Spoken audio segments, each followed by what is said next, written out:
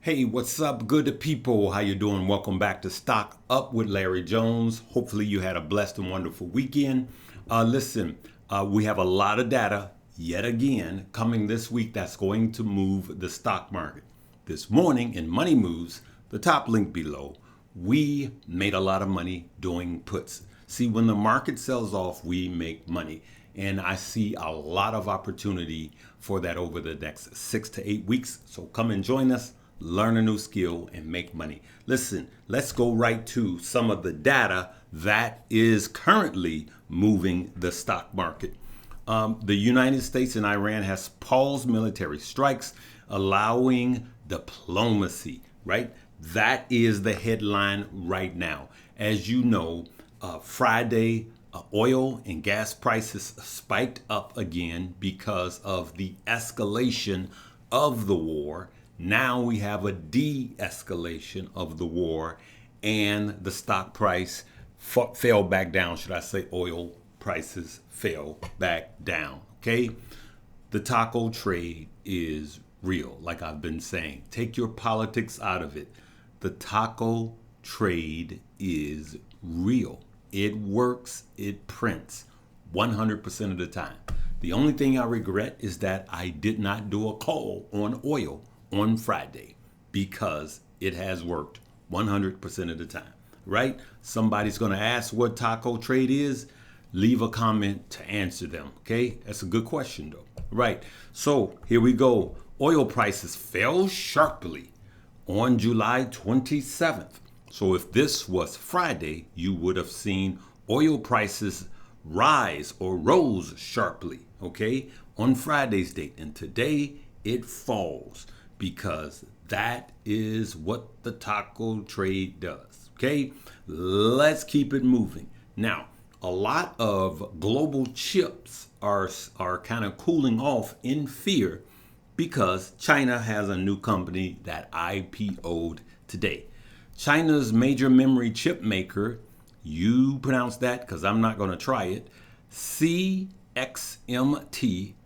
completed a historic IPO on the Shanghai Stock Exchange, Star Market. I think they meant stock market exchanges. I guess Star Market raised roughly 8.6 billion to 9.8 billion. The offering values the company at 484 billion after its shares surged more than 466%. I actually think it wind up soaring more than 500%. Here we go right here. China's lead memory chip oh boy. Let's go back.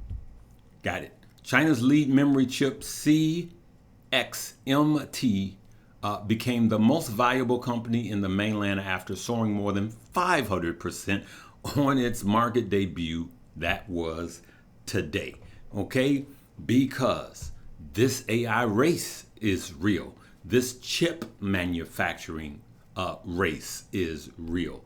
And you have one of, America and China is really racing to be first in AI, in chips, okay, in quantum computing. There is this race. And the problem is we are forced to spend money to build out the AI infrastructure that we won't see a return on right away. So that CapEx spend is getting ridiculous. And it is actually putting some of these big companies, they're writing big checks that they have yet to cash. And that's not good for the stock market. It's just not. So let's take a look here.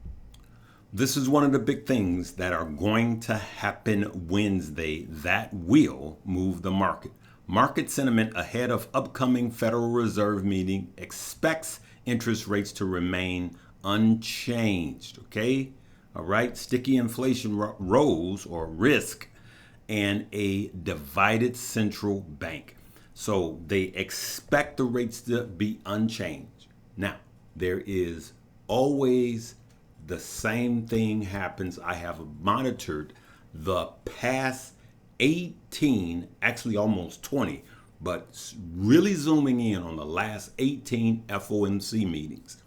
And there is a pattern where the Fed releases his minutes. Okay, so he will release his decision on Tuesday, and then the dog and pony show where the press get to ask the question.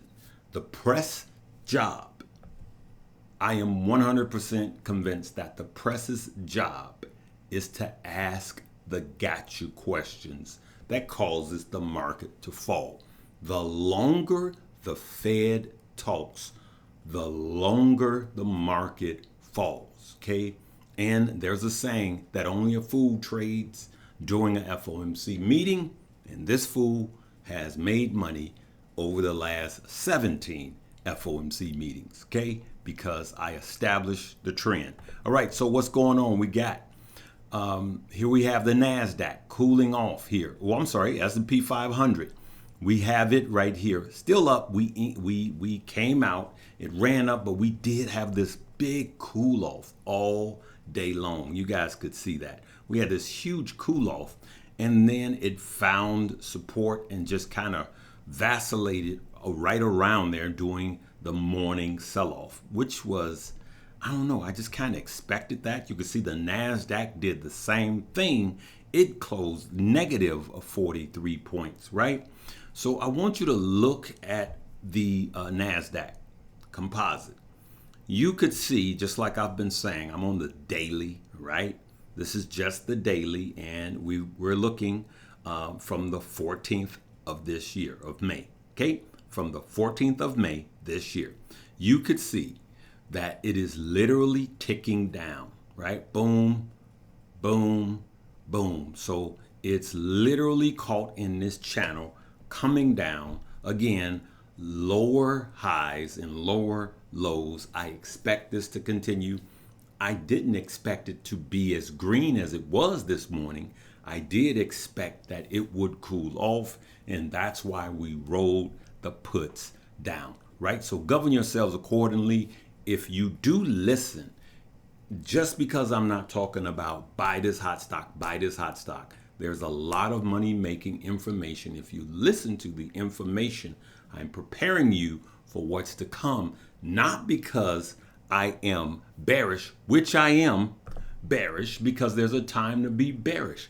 To the one person that keeps saying, whenever I get bearish, I can be bearish one time every 12 years. You're going to say, you sound bearish. Well, it's time to be bearish because the market is trending down. Okay. So now what does that mean? Does that mean that you be in fear? No, it means that you get ready to make some money. All right. That's what we're getting ready to do. Let's take a quick look at some crypto. We could see Bitcoin right here, 64.7. It is, hovering around 65. Bitcoin is doing well. I'm going to tell you what I think about Bitcoin. We don't even have to look at the chart. We were talking about Bitcoin when it was under 60. I expect the exact same thing. This is what I expect. Larry expects Bitcoin to actually start to trend down again all the way until Christmas. Just think about Christmas, right? What I'm doing, and anything I say is not a suggestion for you to buy, hold, or sell. What Larry is doing is Larry is buying from now. I'm going to be buying even heavier in Bitcoin in September, bigger in October and November. But by November, I'm going to have most of my Bitcoin done. I'm going to be done for the whole cycle. I'm going to be done buying. As a matter of fact, my Christmas gift may be my last contribution for this cycle into Bitcoin. And I'm going to just let it ride unless we have a huge flush after that. So that's what Larry is doing with his Bitcoin because of where we are in the 4-year cycle. That's what my plan is, and I'm going to stick to my plan, and I believe it's going to make me some money. Now let's take a look at one of the movers today. You could see here, D-Wave, 20%. D-Wave is up 20%. Why is D-Wave up 20%? Quantum computing has flushed. Well, D-Wave, Quantum computing, ticker symbol QBTX stock jumped nearly 20%. It did on Monday, driven by an expanded commercial deal with AT&T, a new analyst price target, and a transfer to the NASDAQ exchange. Now, what did it do? Why did it pop up? You just saw that. But what it did was bring the whole market up. You could see Rigetti's up 10%. QUBT, the one that I made 1,700%, is up 7% today. IonQ is up 9% today. Okay, this one didn't do so well. Now, just when you count these things out, they just have another leg in them. Quantum computing, the entire industry does not trade like any other stock. They have these big pumps and they have these huge dumps.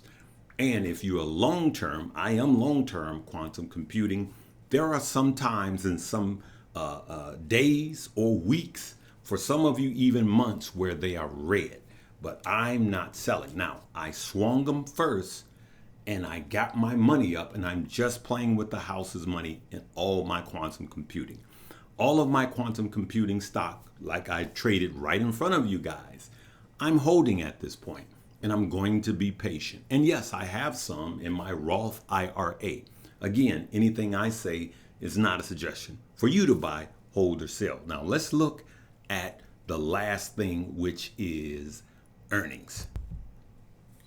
You could see we had APLD today. It did well already, okay? So then let's go to Wednesday. We got SoFi, look at that, Microsoft, Meta, ARM, Starbucks. All of those will be reporting on Wednesday. Wednesday will be a really, really big day, all right? We got on Thursday Norwegian, Apple, Amazon, and Coin all reporting. We got MicroStrategy on Thursday. So the two big days for earnings this week are Wednesday and Thursday. Just be ready, govern yourselves accordingly. And these are the big market movers that will be whipsawing the market this week, okay? I want you guys to position yourselves to make money. We don't live in fear, we live in favor. And at the end of the day, just like this morning, someone made $4,800 trading. As a matter of fact, let's find that. Look at that. 1,500. Yep. Would have win with a couple of contracts, 310. Now we're coming down to 309.12. Come on. Bam, baby. Kaboom. Right out of the gate. Money, money, money.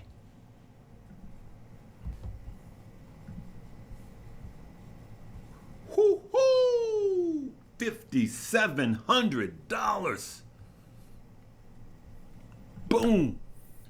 Guys, I just kind of scooted around and showed you some of what we had. We had fun, even with a blaring headache.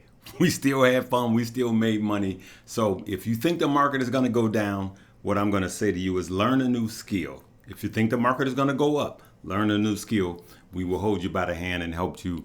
And we have tools, the traffic trader, and I'm working on a new tool. Everyone gets everything. That's the top link below.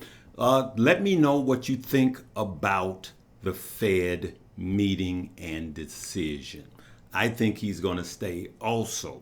Some are saying he's going to threaten that he's going to raise. Some are saying that he may cut by the end of the year. I think he doesn't have to raise. He can do what's called jawboning and start to talk hawkish just to move the market. Okay, we'll see you guys tomorrow, and we're going to dig in. I'm going to see if I could see and show you guys what I see, the established pattern of what happens every FOMC meeting. Okay, talk to you guys later. Live, love, laugh, and learn.